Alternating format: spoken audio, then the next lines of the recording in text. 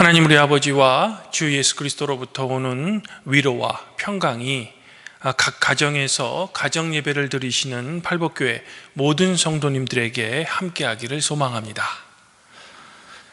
오늘은 부활절 둘째 주일로 저는 베드로전서 1장 3절부터 9절까지의 말씀으로 하나님의 은혜를 성도 여러분들과 함께 나누고자 합니다. 사도 베드로는 오늘 말씀을 하나님을 향한 찬양으로 이렇게 시작합니다. 제가 베드로전서 1장 3절을 공동번역으로 읽어드리겠습니다. 우리 주 예수 그리스도의 아버지 하나님을 찬양합시다.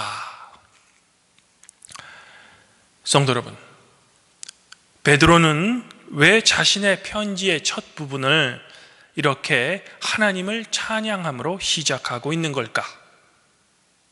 그것은 바로 하나님께서 그분의 많은 긍휼, 즉 자비로 우리를 다시 태어나게 하셨기 때문이죠.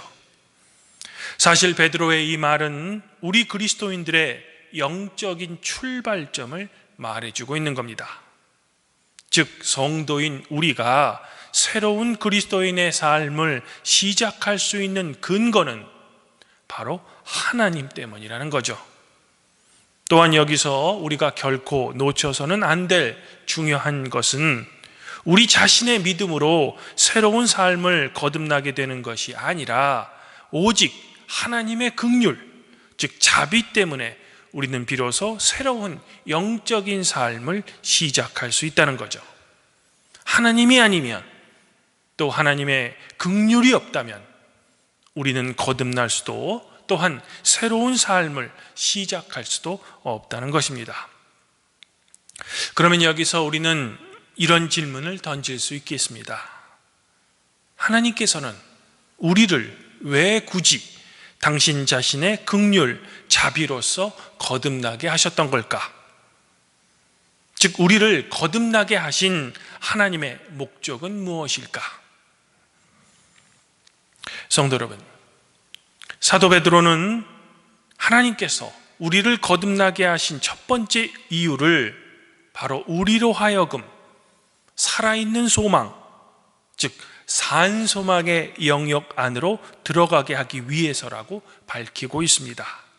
그리고 이러한 살아있는 소망이란 하나님께서 독생자 예수 그리스도를 죽은이 가운데서 일으키신 부활의 소망이라는 겁니다. 바로 이 부활의 소망을 우리에게 주시고자 우리를 당신의 긍휼로 다시 거듭나게 하셨다는 겁니다. 그러므로 부활의 소망이란 우리 그리스도인들의 믿음의 가장 중요한 부분이라고 할 수 있는 겁니다. 이제 사도 베드로는 하나님께서 우리를 거듭나게 하신 두 번째 이유로 우리에게 새로운 유업을 주시기 위함이라고 말하고 있습니다. 즉 부활의 소망을 우리에게 먼저 심어주시면서 새로운 유업 또한 우리에게 주신다는 겁니다. 성도 여러분, 구약 성경에서 이스라엘의 유업이란 가나안이라는 약속의 땅을 의미하고 있습니다. 그리고 또 한편으로는 이스라엘 각 지파에게 속한 가나안 땅의 지분을 가리키기도 합니다. 그러나 지금 사도 베드로가 이야기하는 유업이란 이처럼 이 땅의 지리적인 가나안 땅의 어떤 지파의 유업을 말하는 것이 아닙니다. 바로 하나님의 영원한 왕국의 구원 또는 생명의 은혜 그리고 복을 의미하고 있는 겁니다. 이러한 하늘의 유업은 결코 썩지 않습니다. 지상의 모든 소유는 궁극적으로 썩어지고 파괴될 것이지만 하나님이 우리에게 주시는 이 유업은 하늘에 속한 것이기 때문에 시간이 지나도 결코 닳아 없어질 수도 없고 또한 부패되지도 않는다는 겁니다. 더욱이 이 유업은 더럽지도 않습니다. 왜냐하면 하늘의 유산이기 때문입니다. 또한 사도 베드로의 표현대로라면 이 유업은 쇠하지도 않습니다. 즉 이 세상의 지상의 재산과는 달리 하나님께서 우리에게 주시는 이 유업은 결코 시들거나 그 영광과 아름다움을 잃지 않는다는 것입니다. 더욱이 우리가 하나님으로부터 받은 이 유업은 너희를 위하여 하늘에 간직하신 것입니다. 즉 하나님이 우리에게 주시고자 하는 이 유업은 확실하다는 겁니다. 이처럼 그리스도 안에서 새롭게 태어났다는 것은 예수 그리스도의 부활의 삶에 우리가 동참하며 그분의 몫을 우리가 함께 누리게 되었다는 것입니다. 즉 새로 태어난 우리는 하나님의 자녀라는 새로운 신분의 변화로 하나님께서 마련해 주신 하늘의 유업을 우리가 상속받게 되었다는 겁니다. 이처럼 지상에서 썩어질 것이며 깨끗하지도 않고 세월이 흐르면 시들거나 희미하게 될 이 세상의 유업이 아닌 하늘의 유업을 귀하게 여기는 우리 성도들의 삶이란 너무나도 황홀하고 좋은 이야기일 것입니다. 아마 이런 유업을 싫다고 거부하는 성도는 없을 것입니다. 성도 여러분, 그러나 하나님에 대한 찬양과 부활의 소망으로 편지를 시작한 사도 베드로는 이제 이런 황홀한 우리가 받을 유업에 대한 이야기에서 여러 가지 시험, 즉 고난에 대한 이야기로 그 주제를 바꿉니다.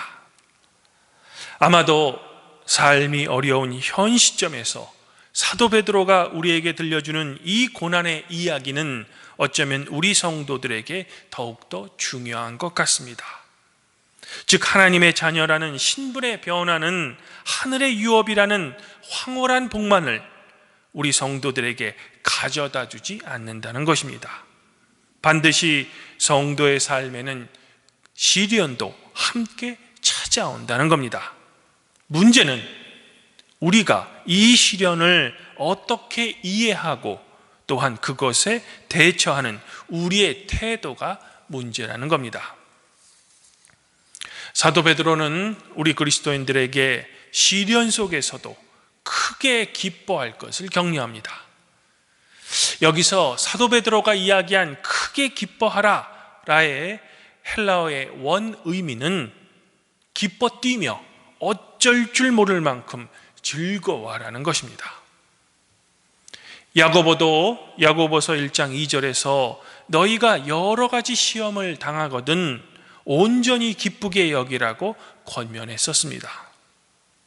그런데 시련이면 힘든 것인데 도대체 우리 그리스도인들은 왜 이것을 즐거워해야만 할까?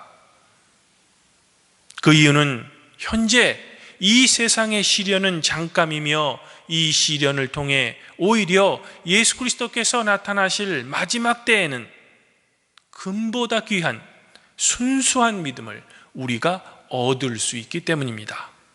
더불어 이 믿음은 마침내 우리의 영혼의 구원을 받게 된다는 것이죠. 이처럼 시련 때문에 포기하는 신앙은 참된 신앙이 아니라는 겁니다. 시련이 닥쳐도 포기하지 않는 신앙이야말로 참된 신앙이라는 겁니다. 그리스도 안에서 거듭나서 세례를 받고 새로운 영적인 삶을 살아가는 우리 그리스도인들에게 베드로가 오늘 들려주는 이 말씀은 힘든 현대를 살아가는 우리의 신앙을 다시 한번 돌아보게 합니다. 주님 안에서 한 형제자매인 팔복교회 성도 여러분, 우리 성도들의 삶에서 시련은 필수적입니다. 더불어 우리 그리스도인들의 믿음은 이 시련을 통해 증명됩니다. 그러하기에 예수님께서도 이 시련의 길을 피하지 않으시고 당당하게 걸으셨던 것이죠. 그러나 예수님께서는 시련을 당하셨을 때 결코 폭력적으로 대하지 않으셨고 시련 앞에서 당신을 사랑으로 내놓는 방법을 선택하셨던 겁니다. 이로써 하나님을 향한 순수한 믿음과 우리를 향한 순수한 사랑을 예수님께서는 우리에게 보여주셨던 겁니다. 우리가 만일 예수님의 삶을 진정으로 본받기를 원한다면 이것이야말로 우리가 배워야 할 삶의 마음 자세인 것입니다. 지금 이 시간 잠시 성도 여러분들이 세례 받았을 때를 한번 기억해 보시기 바랍니다. 여러분들은 세례를 받을 때에 이 세상의 평안과 번영과 성공을 위해 그리스도인이 되셨습니까? 결코 그렇지 않죠. 우리는 세상의 복을 바라고 세례를 받고 믿음을 받아들인 것이 아닙니다. 바로 불로 연단하여도 없어질 금보다 더 귀한 영혼의 구원을 받기 위해서였죠. 또한 이런 세상의 모든 시련을 이겨내고 시련 중에도 기뻐할 수 있는 힘은 바로 예수 그리스도의 우리를 향한 사랑 때문일 것입니다. 성도 여러분, 우리는 지금 코로나 바이러스로 인해 여러 가지 많은 어려움을 겪고 있습니다. 또한 경제적인 고통도 받고 있죠. 이처럼 삶의 고통이 여러분의 삶을 위협할 때면 오늘 사도 베드로의 권면을 기억하시고 깊이 묵상해 보시기 바랍니다. 세상의 시련은 순간이며 우리는 이 시련을 통해 예수 그리스도께서 다시 나타날 때 칭찬과 영광과 존귀를 최종적으로 얻게 될 것입니다. 바로 이러한 부활의 소망을 우리 안에 품고 우리는 새로운 유업을 간직하는 것입니다. 하지만 그럼에도 불구하고 혹시 지금 이 순간들이 너무나도 견디기 힘든 성도님들이 계시다면 저는 그런 성도님을 위해 오늘 말씀 중에 베드로전서 1장 5절을 공동번역으로 한번 읽어드리고 싶습니다. 여러분은 마지막 때에 나타날 준비가 되어 있는 구원을 얻기 위해 여러분의 믿음을 통하여 하나님의 보호를 받고 있습니다. 우리가 겪는 시련과 슬픔, 이 모두가 아무리 힘들지라도 성도라 불리우는 우리는 마침내 하나님의 보호 아래 있다는 것입니다. 그러므로 아무쪼록 사랑하는 저의 팔복교회 성도님들은 여러분의 삶의 시련 속에서도 여러분과 함께 하시는 하나님의 보호하심을 굳게 믿으시고 오히려 우리의 삶을 괴롭히는 시련과 슬픔을 믿음으로 극복하시길 바랍니다. 그리하여 오히려 고난 속에서도 주님 안에서 부활의 소망과 하나님께서 우리에게 주시는 그 유업을 소망하시며 그리스도 예수 안에서 기뻐하시기를 지금 이 시간 간절히 권면드립니다. 이 세상의 삶의 시련을 견디어낸 우리의 진실한 믿음은 마침내 주님으로부터 영혼의 구원의 상을 받게 될 것입니다. 이것을 굳게 믿는 팔복교회 성도 여러분들이 되기를 주님의 이름으로 간절히 축원드립니다. 그리하면 모든 지각에 뛰어나신 하나님의 평강이 그리스도 예수 안에서 성도 여러분들의 마음과 생각을 지켜주실 것입니다.